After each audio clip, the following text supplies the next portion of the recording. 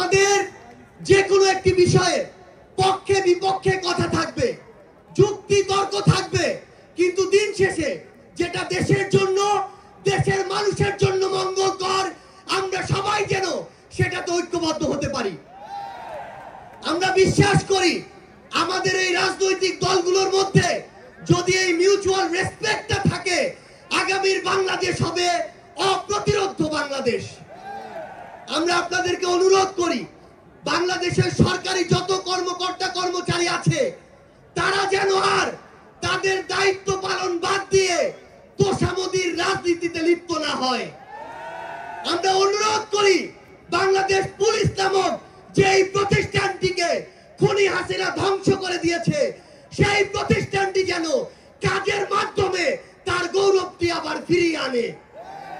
আমরা আপনাদেরকে অনুরোধ করি, সরকারি সকল অফিস আদালত যত কিছু রয়েছে, সে পুলিশ হোক, বিচারক হোক, আমলা হোক, দয়া করে জনগণ থেকে হাত পেতে ওই ঘুষের টাকা নিবেন না।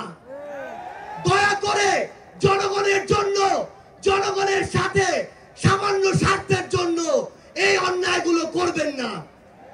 আমরা আপনাদের সামনে অনুরোধ করতে চাই, এই রাষ্ট্রীয় প্রতিষ্ঠানগুলোকে খুনি হাসিনা নিজ হাতে ধ্বংস করে দিয়ে গিয়েছে।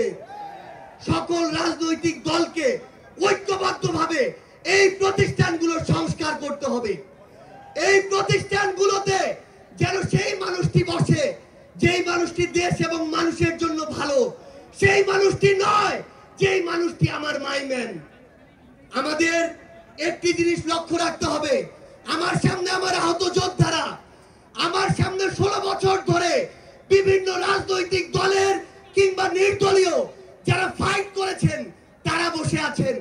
আমার সামনে আমার শহীদ পরিবার রয়েছে। এই প্রত্যেকটি গুম, খুন, বিচার বহির্ভূত হত্যা, এগুলোর বিচার যেন আমরা ঐক্যবদ্ধভাবে করি। এই খুনি হাসিনার বিচার যেন আমরা ঐক্যবদ্ধভাবে করি।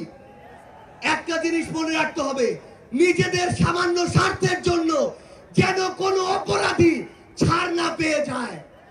কোন অপরাধীর জন্য সুপারিশ নিয়ে আমরা যেন থানায় না যাই। কোন অপরাধীর জন্য সুপারিশ নিয়ে আমরা যেন কোনো বিচারকের কাছে না যাই। এই নতুন বাংলাদেশে ধ্বজভঙ্গ শিক্ষার সিস্টেমগুলো, এই কারিকুলামগুলো আমাদেরকে ঠিক করতে হবে।